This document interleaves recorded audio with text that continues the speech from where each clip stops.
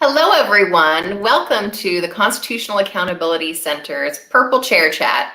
So named because back when we were in the office, we would come to you from our offices here in Washington, D.C. in our iconic purple wing chairs. But of course, we at CAC, like most of you, are adapting to the new times we find ourselves in and working remotely. We're very grateful that we have that opportunity, and we are constantly thinking about those of you who don't have that luxury and who go in every day, are essential workers, making sure that we are being kept safe and things are running smoothly. And we're very grateful for all of you. And we hope that everyone watching today is staying safe and continues to do so as we address, as we always do in our Purple Chair Chats, the big Constitution and Supreme Court legal issues of the day. Now, of course, when it comes to the Supreme Court, the new term, which starts the first Monday in October, is always big news. But this start of the term obviously was very different because we lost the iconic Justice Ruth Bader Ginsburg. That not only deprived the nation of an important, powerful, legendary voice on the Supreme Court, but also created a vacant seat right before the culmination of the election. Indeed, the hearings took place after millions of Americans had already cast their ballots. So today, to help us wade through the Amy Coney Barrett nomination, and then to talk about the cases that the Supreme Court will be hearing in just a few weeks, we'll be talking with CAC's fabulous policy director, Kristine Kippins, first, and then we'll go to CAC's extraordinary Chief Counsel Brianne Gorod. So first, I'd like to bring in Kristine Kippins to talk to us about who Judge Amy Coney Barrett is, what her nomination might mean for the Supreme Court and for all of us who live in this country. But first, I want to ask you about the appropriateness of even having this hearing in the first place. Can you talk to us a little bit about why CAC's position has been that this nomination should not be occurring now at all? Well, hi, Elizabeth. Hi, everyone at home. I think it's really important to talk about what it means to live in a democratic society. It's we, the people, who give our government institutions their legitimacy by believing in them and by trusting them. And that's the only way that our government actually functions. So what the American people need when it comes to the Supreme Court is a consistent standard by which we evaluate our nominees, by which we place people on the court for a lifetime appointment. And that is not something that we've received under the leadership of Senate Majority Leader Mitch McConnell. I'm sure folks remember back when Justice Antonin Scalia passed away in February of 2016, President Obama nominated Merrick Garland to the court, and Mitch McConnell and the Senate Judiciary Committee Republicans blocked his nomination, never gave him a Supreme Court hearing. And they created a new normal for us. But now, in the midst of an election where 50 million people have already voted for the president that they believe should be nominating vacancies on the Supreme Court, for senators that they believe should be evaluating those nominees and confirming them or denying them confirmation to the Supreme Court, as they're grappling with major issues that the court might be facing in the next few months and years, President Trump has decided to attempt to place a justice on the Supreme Court with the backing of Mitch McConnell and Senate Republicans. So we don't have a consistent standard for the timing of when nominees are able to be reviewed and placed on the Supreme Court for life. Another thing that's going on here is that we are having an extremely rushed process. So there isn't enough time to properly vet Judge Barrett for, again, a lifetime position on the Supreme Court. So making sure that she is there in time to, and I quote, look at the ballots, which is what President Trump said during the first presidential debate, making sure that she's there in time to hear the Affordable Care Act oral argument, which you and Brianne will talk about later. They are rushing an incredibly important process in order for the American people to properly evaluate whether or not Judge Barrett should sit on the Supreme Court. So there's a lot going on here for arguing that this hearing should not be happening right now. Yeah, thank you for that. I think your point about legitimacy is particularly important when it comes to the court because, you know, the court needs public faith in it in order to have people follow its rulings, particularly when it comes to rulings that we disagree with. And if you start to lose that public faith because you see the court as just a political football, which I think your point about McConnell switching the standards based on whether he likes the president in power or not really gets to. But so the first point, I guess, is under the constitutional structure for the president nominating the Supreme Court and the Senate giving its advice and consent, we think the Senate should say, not now. That should be its advice back to the president. But looking at this particular nominee, given that the Senate has, Mitch McConnell has insisted on going forward with this nomination, I know we entered this Trump nomination with the same trepidation we did with Gorsuch and Kavanaugh because of President Trump's explicitly stated litmus tests about putting someone on the court who would overturn Roe versus Wade, get the Affordable Care Act, including its protections for people with pre-existing conditions, and so many other things. Can you tell us about what we learned from the nominee, looking at her record and in the hearing itself?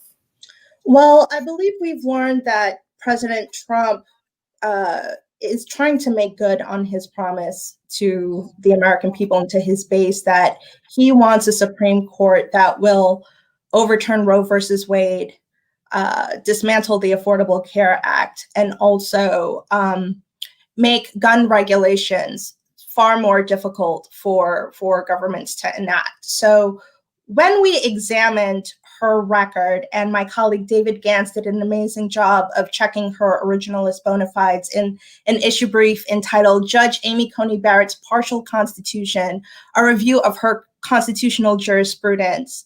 He found that she's quite a bit of an erratic originalist. She doesn't exactly look at the whole Constitution and take seriously the promises that were made to the American people with the latter amendments, the ones that have made us a more inclusive society, more free. So her writings on abortion are particularly troubling. And during the hearing, she was asked several times about it, and she tried to dodge many, many times to give a clear articulation on where she is concerning abortion because her record leans so heavily anti-choice. So she was asked pointedly about Roe versus Wade. She refused to answer whether that was correctly decided, but she has said that other cases are in fact correctly decided. She had no problem articulating an opinion on Marbury versus Madison or Brown versus the Board of Education. But when it came to Roe versus Wade, as well as Griswold versus Connecticut, which is about contraception use, she demurred and refused to make her thoughts known. So to us, that's a very strong indication that she is in fact anti-choice. At one point during the hearing, she referred to a ban on abortion for particular reasons as eugenics, which of course is a massive dog whistle to the anti-choice community. I would also say that in terms of Obamacare, she tried to dodge as many questions as possible concerning whether or not she agrees with the Chief Justice's reasoning in NFIB versus Sebelius, which of course we know is the Supreme Court case that upheld the constitutionality of the Affordable Care Act.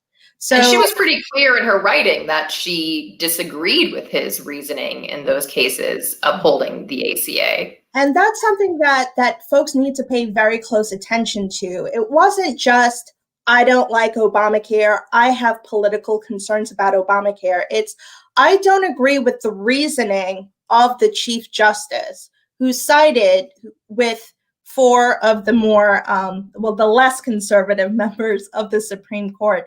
And now, of course, with Justice Ginsburg's passing, the opportunity to overturn Obamacare is actually very, very real. So that's something that we're going to have to be looking at very closely with her. And it's, you know, I'm so glad that you brought up David's wonderful work showing that her constitutional philosophy, while it claims to be originalist, even from that standpoint, it is not truly originalist in the sense that it doesn't take seriously the entire Constitution. You know, you can privilege the parts of it as it stood in 1789, but then you're really not doing it right, because the Constitution has, fortunately, as you mentioned, been amended over time to add the grand guarantees of equality in the 14th Amendment, the protections for the right to vote free from racial and gender discrimination in the 15th and 19th Amendments, and of course, the protections against poll taxes preventing people from going to the polls.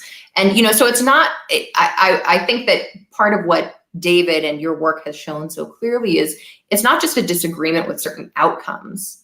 It's really a disagreement with the way that she understands the Constitution. And one thing that came out in the hearing that I particularly was concerned about was her writings about, in a judicial opinion, that privileged the Second Amendment right to have a gun over the right to vote, which is, you know, the right to vote is a foundational right. And that was deeply concerning, and I think said a lot about her views on which rights she might be more inclined to protect than others. And that's not really how our justices should work. But speaking of democracy, we are obviously in the middle of election, as you said. People are going to be looking very closely at what their senators do. What can people do right now, and where are we in the process? So the Senate Judiciary Committee did break their own rules in order to report Judge Barrett's nomination to the Senate floor. So right now, Mitch McConnell is making sure that she gets a vote as soon as possible. And right now, the timing is looking as though that's going to happen on Monday. So we're really encouraging everyone to contact their senators. You can call them via the Senate switchboard, or you can go to our website at the usconstitution.org and go to under our issues federal nominations. And there you'll find a page for Amy Coney Barrett and a link to an action where you can email your senators and let them know that Judge Barrett doesn't pass the test for what it means to be a Supreme Court justice. She does not look at the whole Constitution and protect all of the rights therein with an eye towards all of the protections that are in the Constitution and not giving pride of place to the earlier amendments or the structural part of the Constitution, as well as making sure that she is a check on the elected branches of government, which quite frankly, during her hearing, she made some rather alarmist non-responses to very simple questions on whether or not the president should agree to a peaceful transfer of power, or whether or not voter intimidation is in fact illegal, or whether the Foreign Emoluments Clause in the Constitution is actually an anti-corruption provision. So we really want to make sure that everyone's voices are heard. So I encourage you to call your senators, contact them in any way possible, and let them know that they should vote no against her nomination. Absolutely. Thank you so much, Kristine, for your persistent efforts on this. I greatly appreciate them, and I know that our constitutional progressives do as well. So thank you so much for that discussion, and I fully concur with your suggestion to go to our website and contact your senators and let them know that even if they aren't going to honor Justice Ginsburg's wish in her final days that there be no confirmation until inauguration, we expect senators to live up to that, and we are watching. So thank you so much, Kristine. Thank you. So of course, whether we have a new justice on the bench or not in a week or so, the work of the Supreme Court does not stop. And we here at the Constitutional Accountability do not stop presenting the best progressive arguments to the Supreme Court in cases that touch on nearly every aspect of our lives every day. The important cases that the court hears all the time are very well represented this term, with cases involving LGBTQ equality, basic issues of fundamental democracy, issues related to the Affordable Care Act. And to help us figure out all of these, well, at least some of these issues, we only have a short amount of time, we could talk for hours about the Supreme Court term, is our Chief Counsel Brianne Gorod. Thank you so much for joining us, Brianne. And let's jump right into it. So starting at the very beginning of November, we have a series of crucially important cases, many of which a Justice Barrett could be a deciding vote on. But let's talk about them, starting with the case that implicates the meaningfulness of the marriage equality right recognized in Obergefell, the Fulton case. Can you talk to us a little bit about what that case involves? Sure. So this is, as you said, going to be an incredibly important case in terms of LGBTQ equality. This is a case about Philadelphia and its foster care services. Philadelphia contracts with private agencies to identify and certify prospective foster care parents. And Philadelphia requires that agencies that it contracts with comply with its non-discrimination policy. That policy prohibits discrimination on a number of grounds, including sexual orientation. And so the issue here is that Catholic Social Services, one of those agencies that Philadelphia contracted with, refuses to comply with that non-discrimination policy. It takes the position that it doesn't want to serve prospective foster parents who are in same-sex relationships, and it's arguing to the court that the First Amendment, the Free Exercise Clause, allows them to do that. It says that Philadelphia doesn't have any choice, that it has to contract with them, even though they won't comply with the city's non-discrimination policy.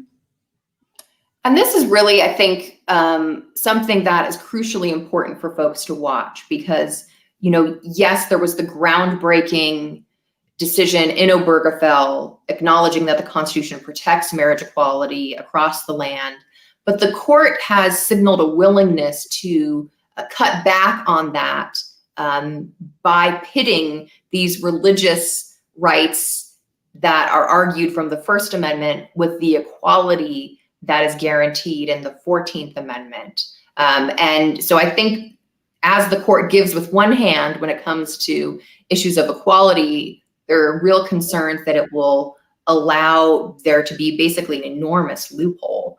How do you think the court is going to balance, or how should the court balance these First Amendment and 14th Amendment concerns? I mean, I think there's no question about what the court should do. And we filed a brief in the case on behalf of First Amendment scholars talking about both constitutional history and also the court's own precedents. And, you know, one of the points that we made is that Catholic Social Services is trying to rely on history here, but the history just doesn't support it. So, you know, just to take one example, if you look at founding era state constitutions, a number of those constitutions protected the free exercise of religion, but they also made clear that people couldn't disrupt or burden the peace and security and safety of others in the exercise of religion. And I think this will also be a really important case for looking at how the Roberts Court treats its own precedents. Because for Catholic Social Services to win here, the court will need to overrule a number of its own precedents. If you follow this case, you might hear a lot about one case called Employment Division v. Smith. This is a 30-year-old precedent in which the court said that it doesn't violate the First Amendment if a generally applicable law, so it applies to everyone broadly, that's otherwise valid, has some incidental effect on the free exercise of religion. But importantly, that's not the only precedent at stake. There are a number of cases that predate even that 30-year-old precedent that make clear that Philadelphia, has the right to have the agencies it contracts with comply with this non-discrimination policy. They make clear that governments have a lot of latitude in how they order their internal affairs. They don't have to make it conform to every single individual's religious beliefs. And they also make clear that eradicating discrimination is a compelling governmental interest. And Philadelphia is fully within its rights to say the way to eradicate discrimination is just to prohibit it across the board. Yeah, absolutely. And I think your history point is important, that the constitutional protections are so strong when it comes to religious exercise in religious institutions, the ability to exercise in your own soul, your own beliefs. But when you get into the public square, then, the Supreme Court has made clear that generally applicable anti-discrimination laws do apply. And, I think that's an incredibly important point to make, that it doesn't burden your right to free exercise in your places of worship to follow these rules in the public square. So that's an incredibly important point. So obviously there's been a lot of talk about the Affordable Care Act, not just with the Amy Coney Barrett nomination, but frankly, I think access to healthcare is on a lot of people's minds during this pandemic. And when you have potentially millions more people being exposed to a pre-existing condition like COVID, the importance of the ACA and its protections for people with pre-existing conditions are even more important. And there's going to be a case argued just after the election in which we are co-counsel for the House of Representatives. Can you talk broadly about what the issues are in that case? Yeah, this is, as you say, an incredibly important case. I mean, it's no overstatement to say that the existence of the Affordable Care Act as a whole is on the line. So there are a number of issues in the case, and I think the best way to understand it is actually to think back to that first big fight over the constitutionality of the Affordable Care Act that you and Kristine discussed a few moments ago, the NFIB case, in which the court upheld the constitutionality of the individual mandate as a proper exercise of Congress's taxing power. So if you fast forward from that 6 years, Congress zeroed out that tax. So right before, you had a choice. You could either purchase health insurance, or if you decided not to purchase health insurance, you paid a tax. After Congress zeroed it out, things were even simpler. You could choose to purchase health insurance, or you could not. And if you didn't pay any money at all. And after that change to the law, which effectively got rid of the mandate, it made it completely unenforceable. Oddly enough, Texas and a number of states and a couple of individuals sued, arguing that the mandate was now unconstitutional, the mandate that didn't really do anything at all. And critically, arguing that because in their view the mandate was unconstitutional, the entire rest of the law had to fall. So, protections for pre-existing conditions, allowing, young people to stay on their parents' health insurance until they turn 26. Everything in the ACA had to fall because this unenforceable mandate, in their view, was unconstitutional. And so that's where we get into this doctrine of severability. And, the idea that even if a part of the law is deemed unconstitutional, you can, if it fits with the intent of Congress and the statute still works, you can sever that part and have the rest of the law stand. Now, we've seen that even some of the conservative architects of that initial challenge think the challengers, the states, and the Trump administration supports them. This argument that the entire statute must fall is bunk. What do we think the Supreme Court is going to do about that? I mean, I think the Supreme Court is going to have to agree with that. I mean, and you put it exactly right. When you're thinking about severability, this question of whether you can kind of cut off one provision from the rest of the law, the key question is what was Congress's intent? The Supreme Court has made that clear repeatedly over the years. And, sometimes that's a struggle to figure out what would Congress have wanted if a particular provision of a law is unconstitutional. But here there's no question, because we know when Congress zeroed out the mandate, when it effectively made the mandate unenforceable, got rid of it, as we heard from the president last night in the debate, when it got rid of the mandate, it left the rest of the law in place. Congress got rid of the mandate, left the rest of the law in place. And so there's just no clear indication of what Congress would have wanted if a court were to say, well, yes, this unenforceable mandate is also unenforceable for the additional reason that it's unconstitutional. So, I mean, the argument that this provision is not severable just has no legal merit whatsoever, which is why, as you say, even people who do not like the Affordable Care Act and have supported past challenges to it have, filed briefs in the court saying, well, actually, I mean, this just doesn't make any sense. And so, for the court to come out the other way would just, it would be flying in the face of the court's precedents, and it would be totally at odds with what, the Chief Justice has repeatedly noted is, it's not the role for the courts to undo what Congress has done. Congress made a decision here to leave the rest of the law in place, and there's just no basis for the court to disrupt that judgment. Yes, I think it's amazing that the case has been as successful as it has, because as you said, it is really just a preposterous argument that if the court accepts it, I think will just be extraordinary.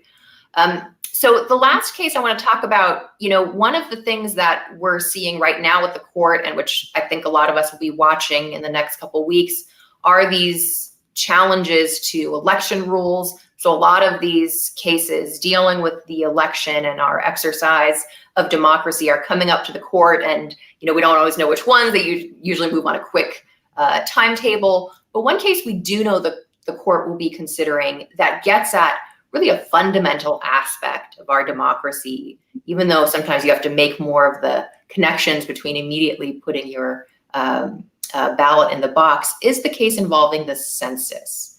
Talk to us about that case and how important it is. Yeah, this is a fundamentally important case in terms of how our democracy operates. So earlier this year, the president issued a memo saying that he was going to exclude from the apportionment base undocumented immigrants. And so what that means is he wants, when we take all the census data and figure out how many seats in the House each state gets, he wants to not include members of our communities who are undocumented. And this is, a huge deal. It obviously has real implications for how House seats are allocated. It has implications for how electoral college votes are distributed. And it threatens to, to move representation from more diverse states to states that lack that diversity, and to really fundamentally deprive people in this country of representation to which they're entitled. And it's also disturbing for another reason, which is that we don't really know how the White House intends to count the number of undocumented individuals. I mean, normally when the census data is collected, the Census Bureau uses a complicated mathematical algorithm. I'm not going to even pretend to try to explain it, to take the data that it gets from the census, the state population figures, and determine how many seats in the House each state gets. And so there's, I think, a real concern here that what the administration is hoping to do is take that calculation away from the experts and bring it into the White House, perhaps in closed doors. And so it really presents the potential for manipulation of the census data, and again, how these very important aspects of our democracy are determined. Yeah, and it's, as the brief that we filed points out, it's clearly and unequivocally in conflict with the text and history of the census provisions in the Constitution, which make clear that the census should be a count of all the people who can vote, people who can't vote, children, people who are here and who are not citizens, documented, undocumented. It's a count of all persons. So those who are originalists should have no problem siding with the challengers to the Trump administration rule. But it's just, again, we saw in previous cases, the Trump administration trying to intimidate census answerers through adding a citizenship question. Fortunately, the Supreme Court thwarted that effort. But, it's really a disturbing trend from the Trump administration of trying to exclude people from the census, either through intimidation or through outright exclusion, as they're trying to do in this case. So thank you, Brianne, so much for your work, your team's work on these excellent briefs. You can see all of those briefs that we talked about today and more on our website, theusconstitution.org. Thank you for those very clear explanations of the cases, Brianne. And thank you to all of you who have tuned in today to hear about these incredibly important issues involving who sits on the Supreme Court, what cases they hear, and what rulings they will decide. They're fundamental to our democracy and to the rights and freedoms that we hope to enjoy every day. So please join us next time when we come for a Purple Chair Chat, and thank you for joining us today. Stay safe and be well.